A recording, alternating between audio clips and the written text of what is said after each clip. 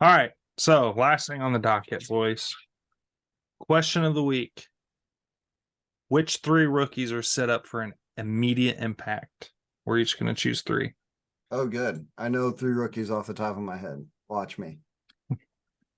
I'm excited. Same. I can go. Yeah, go for yeah. I don't think he's going to have a huge impact for the team per se, because I don't think they're going to be that great, but I think he could have an excellent season. That's Bijan Robinson. That's who I was going to say. Okay. Second one I'm excited to see with that team is I'm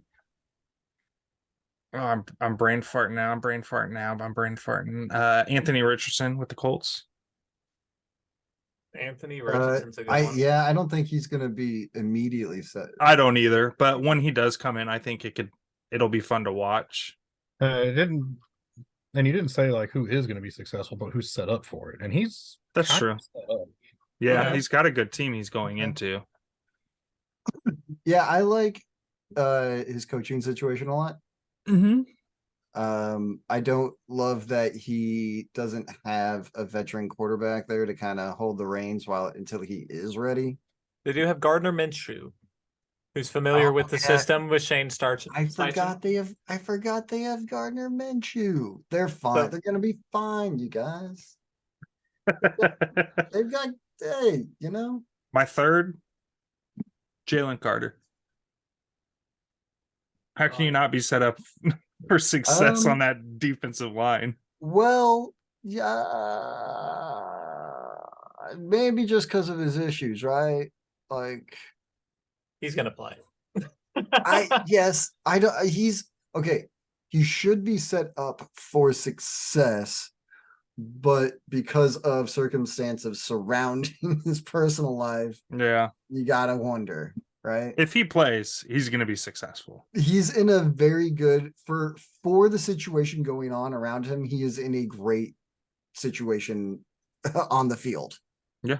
Right. Like he's in the perfect spot that professionally, he's with a stable team that can really and veteran players that can really help mold him.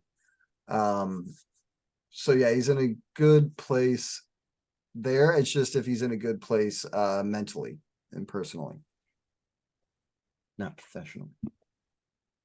Yeah. All right. And then my Chiefs honorable mention. No, And then was PP, of course. that was Ricey. You've got your guys. Yeah, I got my guys. Yeah. So first, I'm gonna say Luke Musgraves, tight end for the Packers. Oh, I thought that was like a country singer. Taken in Just the kidding. I did second too. round. I was like, I don't listen to country, Pete. I don't listen to country. I know I sang the Country Road song, but I listen to maybe some old stuff, but nothing. Yeah, I think that you're going into a situation where you don't have a guy in front of you anymore. He's going to get a lot of targets. Young first-year quarterback. Tight end is safety valve. So I'm saying Luke Musgraves for Green Bay. All right. Then I'm going to say Nolan Smith for Philadelphia. Linebacker, D-end combo type guy. Play opposite of Hassan Reddick. That'll benefit him. Tim mentioned the D-line. There's a lot of talks out of camp saying that he's taken on that Jalen Hurts role for the defense there in Philly. Okay. So I think he was a good prospect. And it's another one of those Georgia players in Philadelphia. Of course. How can you go wrong? Yeah. Then I'm going to say Jordan Addison, wide receiver from Minnesota. It's not a bad one. Yeah, that's who I was looking at. A lot of single coverage like for him. Trying to make picks. You're across from Jefferson, you're going to be open. Absolutely. You're going to be open. Kirk Cousins is a good enough quarterback to throw for 4,500 yards every year. You're going to be on the receiving end of those. Jalen Reagor's not taking that spot. So that's my three. Brilliant. All three in the NFC, apparently. While I haven't I'm gonna scroll through the top the first round here, and just from the looks of it, I think Gibbs, right? Jeremiah Gibbs. I know people gave Detroit a lot of shit for that pick, and rightfully so. But he's going into a very good offense, He right? is. Um, That produced good running production last year. I think with people giving Detroit all that shit, this kid's gonna have a huge chip on his shoulder and be like, "You don't think they should have picked me in number 12? You don't fucking think that, right?" And he's great offensive situation to go into. So I think Gibbs, I look for him to. He was maybe one of go them that I contemplated. Yeah, he made my list. I liked him a little bit. I thought him a little bit more than Bijan because I think Bijan's going into a more crowded running back room. Yeah. Obviously, I do think with David Montgomery being in Detroit now, that cuts into Jameer's touches, but they did it But- last year with two backs and they But both ate. and the young running back is always going to get love. If anything's any good, he's going to get the. And it's like I said, Detroit last year used a 2 running back system and both running backs were productive. This isn't something that's new for them. They cleared out running backs, brought in new ones. So I love the pick, Sam. That's what I'm saying. Okay, I appreciate it. Yeah, I was definitely looking at Jordan Addison being like, that dude's gonna feast. But so you chose him. Let's Dalton Kincaid. Come on. Like, I know, we like to shit on the Bills, but that dude's walking into a great He also made like my top lists. right? That's a very good pick as well. Mhm. Like you got this team is hungry for a tight end. Like they so desperately want a tight end. You've got, everywhere else covered. Well, I guess not running back, but as far as pass catchers go, you got everybody else you need. You needed a good tight end. Yeah. So that would be number 2. And then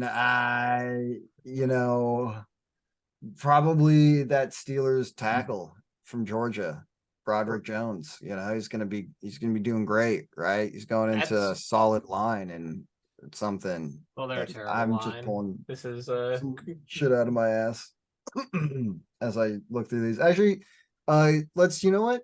Screw that. Instead of the Vikings wide receiver, for all the same reasons that Jordan Addison should be doing well, Quentin Johnston, right? I was gonna say Quentin Johnston.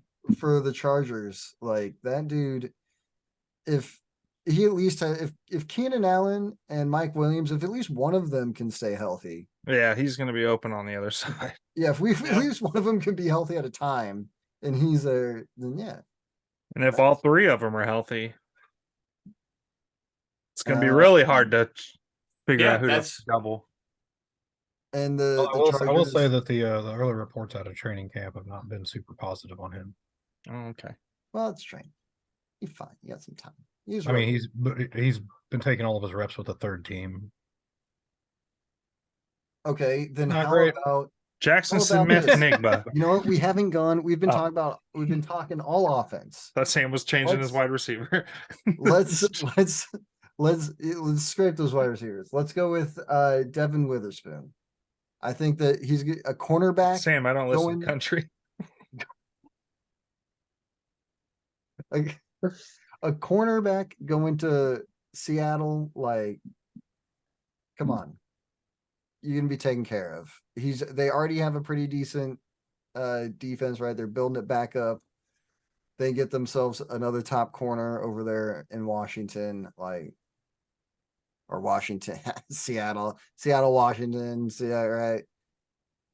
All right. So that's my guy. There you go. Still think you should have went Jackson Smith Nigba. Sure. Should have stayed in that wide receiver category. No, I'm just kidding.